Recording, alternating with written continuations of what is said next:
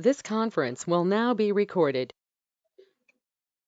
Hello guys, welcome back. So now here in this session, I'm going to cover a very important topic of account receivable that is called dunning. So guys, first of all, we'll see what is this dunning. It is also called dunning program. So what is this dunning, or what is this dunning program? What exactly the use of this? And then I'll explain how to set up, and we'll perform the testing as well. So first of all, try to understand this dunning.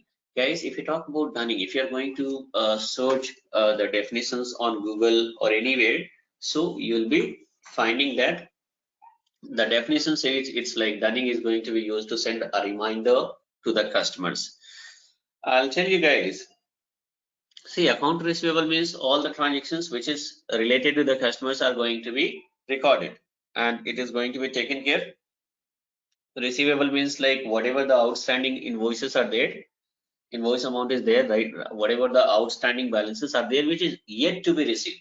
So I'll tell you now, whichever the customers are there, out of which, like, let's suppose 95%, 96% of the customers are pretty good, they're making payment on time, but still there might be some customers who due to certain reason they are unable to make payment on time, or else there might be some different reasons also, that even like for certain invoices the payment we have received, but few invoices we haven't received, because invoice is sent to the customer and the customer, like, they have forgotten to record, might be in their system, and because of that the payment, there is a delay in terms of payment.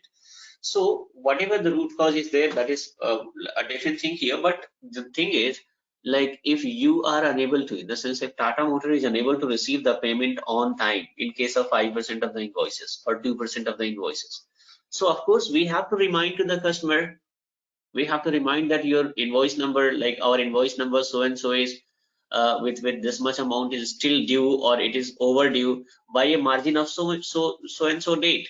Like invoice become due on like so and so date, and it's now it is overdue by a margin of 20 days, 25 days, or 30 days. So still we are waiting for the payment, we have not received the payment, right? So we have to send a reminder later to the customer. Then they will check in their system and they'll get back, and whatever the reason is there, either they'll make payment, or else if there is any clarity is required, they will contact to the account receivable team, and they will coordinate, and then the payment is going to be released, right? So reminder need to be sent. Now here in this era, like if are we going to send the reminder what to say, like through email, or else like manually by writing the letter or typing a letter and all? No. Here, because if I say 5% of the invoices, that 5% also is going to be like several thousands of invoices, or it could be several thousand invoices. So now here, one by one, if we started checking, like, okay, how many invoices become due, or how many invoices are overdue, I'll just put a simple example here so that you guys will be having again a perfect understanding. So let's suppose I'm having a particular customer, again XYZ Limited itself, and in this customer, so multiple invoices against a customer, we are going to post multiple invoices: 4,000, 5,000, 6,000, 2,000, again 3,500, 7,000. So multiple invoices are there, guys. Multiple invoices are there. Now, so this is your invoice amount. Invoice amount, right? Now, what about the status? So here, so first of all, this is the invoice amount, and what is the status? Status of this invoices. So I'll tell you. Now, status means this invoice become overdue, and this is due. Again, this is overdue, this is overdue, this is due, and it is not due. This is also not due. This is due, not due. Okay. So now, overdue by a margin of, so I'll specify here gray stage. Okay. What is this gray stage? Also, I'll explain, guys. Don't worry. So now here, by a margin of like certain. So this become overdue by a margin of, let's suppose, 25 days. Okay, and this is overdue means it become overdue today itself. Sorry, this is due means it become due means in current date, today's date itself it become due, right? And tomorrow it is going to be overdue by a margin of 1 day, right? So we'll talk about only what do you say, this overdue, right? Overdue, or we can say like here overdue. I'll just not grace period, guys. Overdue margin. So it become overdue by a margin of 25 days. This become overdue by a margin of 10 days. And this become overdue by a margin of, let's suppose, 3 days. Okay, and remaining whatever this due is there, like it is like today itself, 0 days, right? 0 days. And here not due means it is going to be due. It is going to be due might be after like 15 days. So I'll give you minus 15 days. Okay, it means what is happening, guys? Okay, I'll have to do one thing, guys. I'll specify like this. Then so minus 15 days. Likewise here I'll specify minus 10 days, right? And here 0, and not due by a margin of like, let's suppose, minus 5 days. It means what is happening, guys? Tomorrow tomorrow here the margin is going to be 14 days, day after tomorrow 13 days. Likewise, what is happening, guys? The days are going to be reduced, and finally there will be a time where it is going to be treated as a due, and after that it is going to be converted into overdue, or overdue by a margin of 1 day, 2 day, 3 day, 4 day, 5 day, like that. This is what, that is why I have specified minus 15 days means it is going to be due after 15 days, right? Minus 10 days means it is going to be due after 10 days, and this is going to be due after 5 days. So example is quite simple, guys. Now here I will just do one thing. Let me cut it here. Okay, so I'm going to put it here now. So here, okay, this is the scene. So now let's suppose this is become overdue by a margin of 25 days, this line item, right? And okay, so I'll do one more thing, guys. There is one more scenario, grace day. Okay, grace day means we have given certain grace day to the vendor, sorry, to the customer. Okay, grace day means we are saying that, let's suppose, even if the invoices become due, still we are giving 5 more days additional from our side to the customer, that you have to make payment within these 5 days. Okay, we are not going to escalate the matter immediately the moment it become due. We are going to wait for 5 days or 7 days, whatever it is.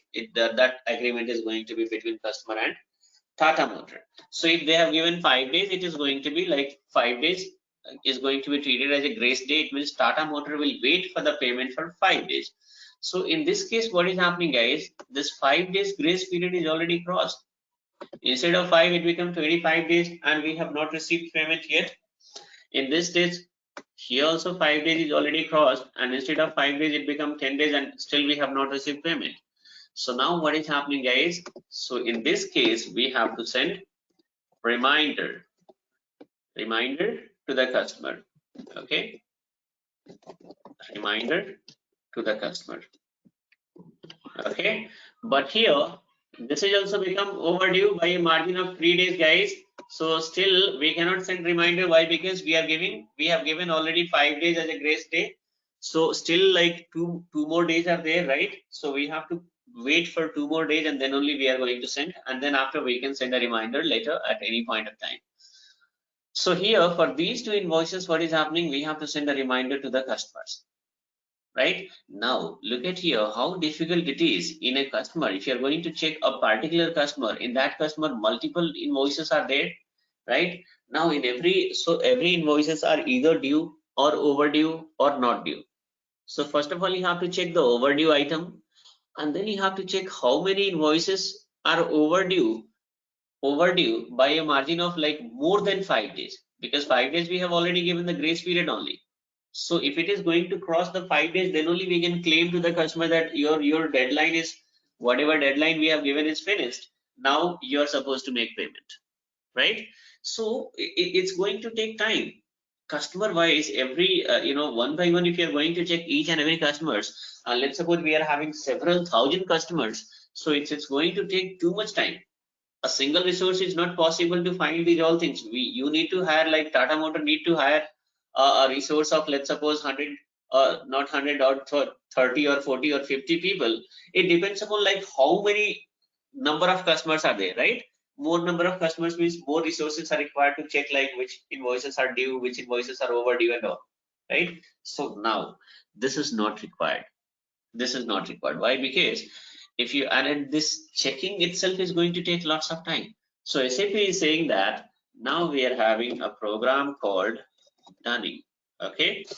So if you run this Dunning program, then system automatically search the invoices. This invoice is eligible and this is eligible. Remaining all are not eligible, right? Not eligible for dunning, in the sense reminder, right? Remaining all invoices are not eligible for sending the reminder later. Only two invoices are eligible. So system, if you run this dunning program, system is going to find out this, whatever the, which, first of all, system is going to search which invoices are eligible to send a reminder to the customer, right? There is the one thing. Okay, and manually, what is the challenge, guys? Manually, you need to know these things, guys, right? Manually, this is how you guys will be having a perfect understanding. So manually, what is the challenge? Manually, it's time consuming. It's going to take multiple resources are required, right? So manually, this is what the challenge. Even we are having other challenges also. You should know, so that once I show you the configurations, then you guys will be having a good understanding. So here the first challenge is manually, if you are going to search the status one by one, that how many overdue invoices are there, and that too the invoice which is supposed to cross the 5 days, it's going to take too much time. And second thing is, like, let's suppose if manually we are searching, manually we are searching, let's suppose a limited number of customers are there, so manually you can search, let's suppose, and we have sent the reminder.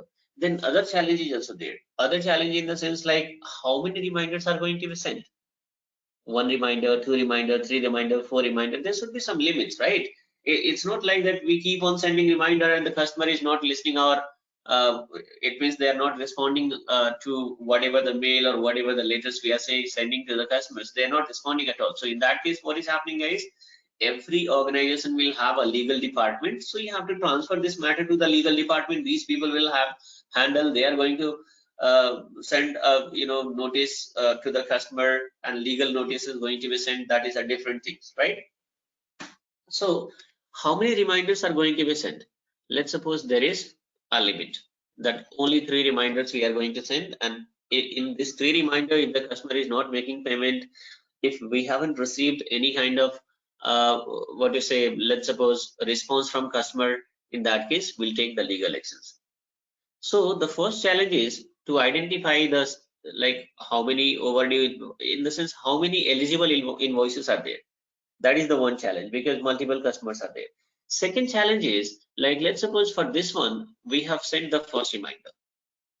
Okay, we have sent the first reminder. So first reminder, what is happening, guys? Little bit like in polite manner, we are going to write like, okay, dear customer, this is to notify you that this invoice number so and so is become overdue by a margin of 25 days.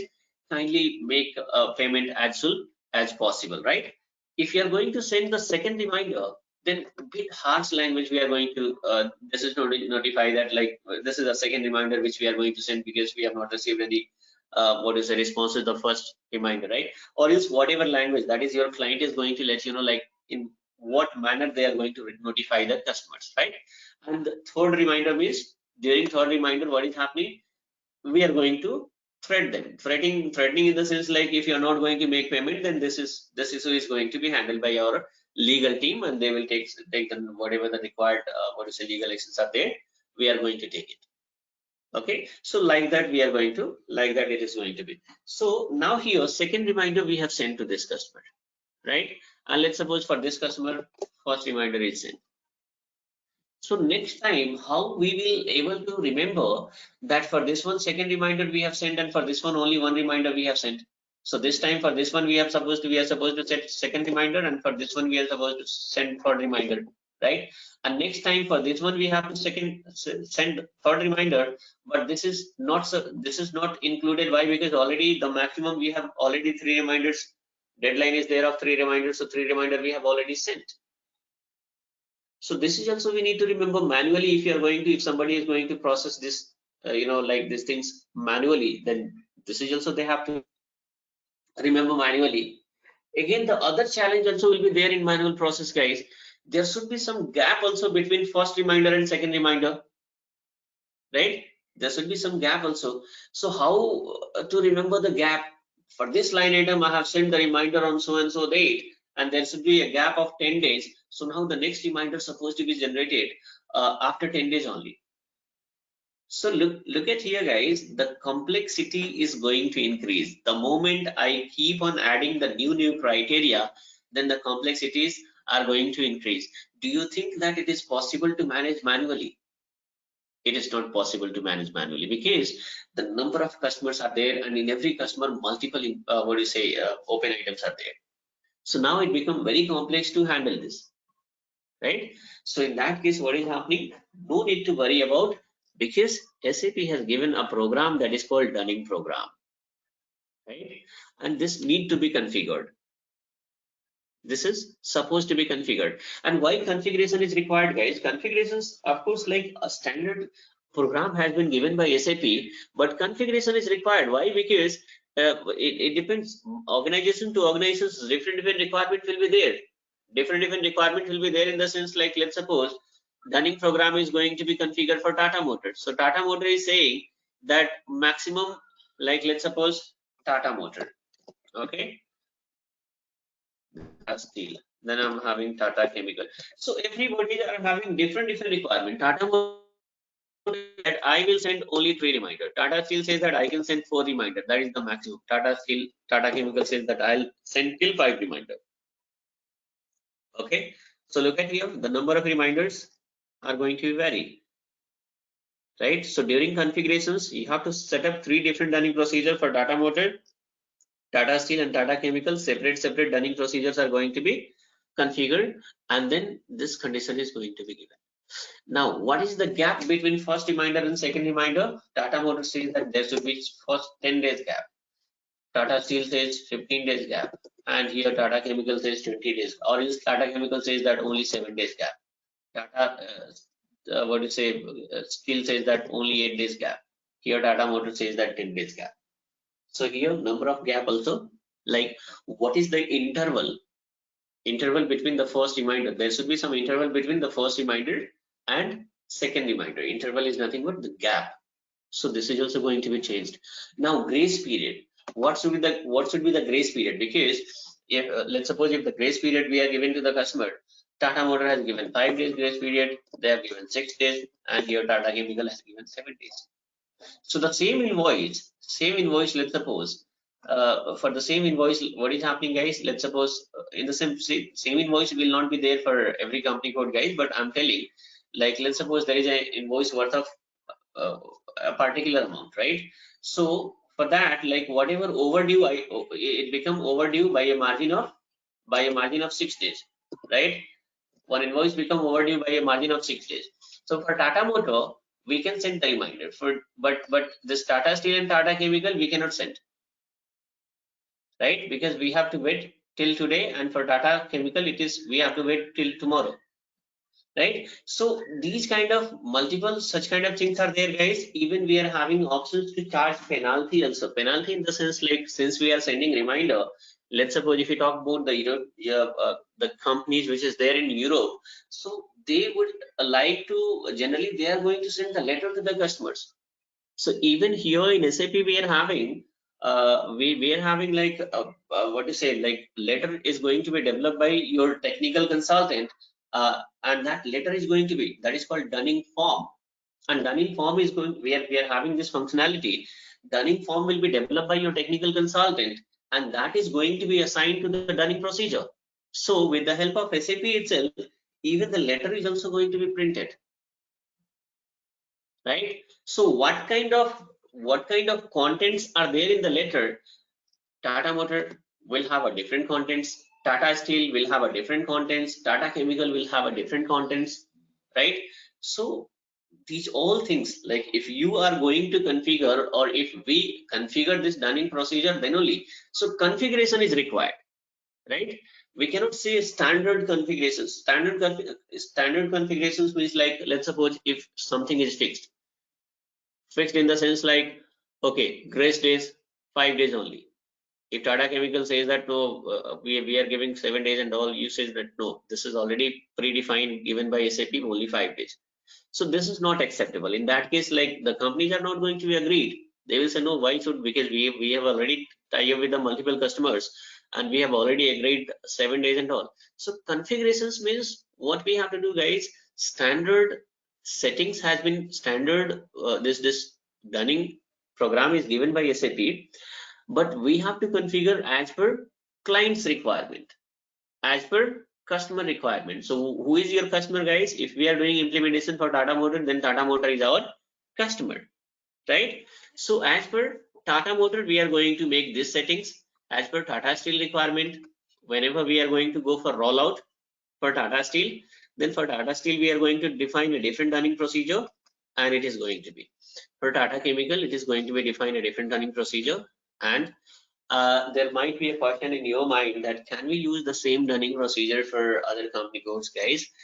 Generally, if you ask me, then to be honest, no, we are not going to use the same dunning procedure, because somewhere you are going to, somewhere some differences will be there, right? Somewhere the differences will be there. Even though, let's suppose your Tata Motor also is going to say 3, this is also 3, and here also, it means all they have decided 3 days. 3 reminder later. Here, the interval between first dunning and, in the sense, first letter and second letter, the gap between first letter and second letter, even all 3 company codes agreed that 10 days, 10 days, 10 days, right? And grace days, 5 days, 5 days, and 5 days. Now again the same question, that what about this Tata Motor, Tata Steel, and Tata Chemical? Do we use the same dunning procedure? In that case, I says that better to avoid.